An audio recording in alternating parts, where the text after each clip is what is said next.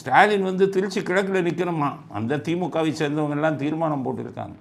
நடைபெறவிருக்கின்ற திருச்சி கிழக்கு இடைத்தேர்தலில் நமது உயரணிய தலைவர், கழகத்தினுடைய தலைவர் முத்துவேல் கருணாநிதி ஸ்டாலின் அவர்கள் போட்டியிட வேண்டும் என்கின்ற அந்த தீர்மானத்தையும் நாம் ஏக மனதாக இங்கே நிறைவேற்றியிருக்கிறோம்.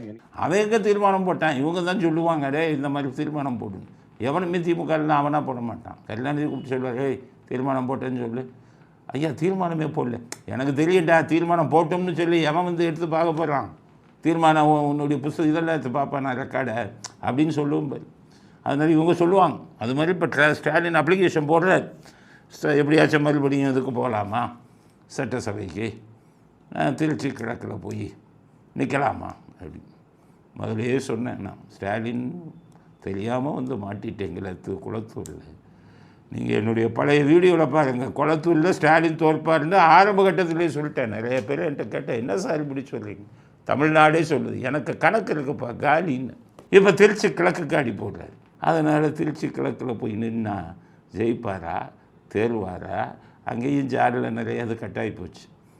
இவங்களே காலம் வருவான் அவங்க கட்சிக்காரனு. எல்லாத்துக்கும் மேலே தாவேக்காவுக்கு தேர்தல் முடிஞ்சு ஆட்சி பெற்றதுக்கப்புறம் செல்வாக்கு கூடியிருக்கு. நாங்கள் கணக்கு போட்டோம், செல்வாக்கு கூடியிருக்கு. இப்போ வச்சாங்கன்னா இது தேர்தல் 170 சீட்டுக்கு மேலே தாவேக்கா ஜெயிப்பாங்க எங்கள் கணக்கு. நீங்கள் எல்லாமே மண்ணக்க வைக்கிறீங்க மக்களுடைய மனநிலை.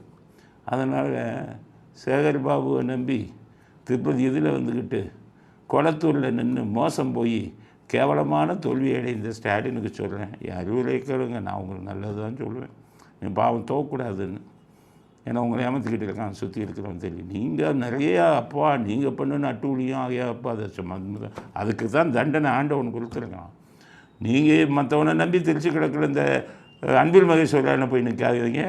இதை விட மோசமாக திருச்சி கிழக்கில் மண்ணை கவுவீங்க. அப்புறம் சரித்திரத்திலே உங்கள் பேர் நிரந்தரமாக இதாக நிலைத்து நிற்கும். 2 தொகுதியில் தொடர்ச்சியாக தோல்வி அடைந்தவர்னு வரும். அதனால் திருச்சி கிழக்க நம்பாதீங்க. 4-5 வருஷத்துக்கு ரெஸ்ட் எடுங்க.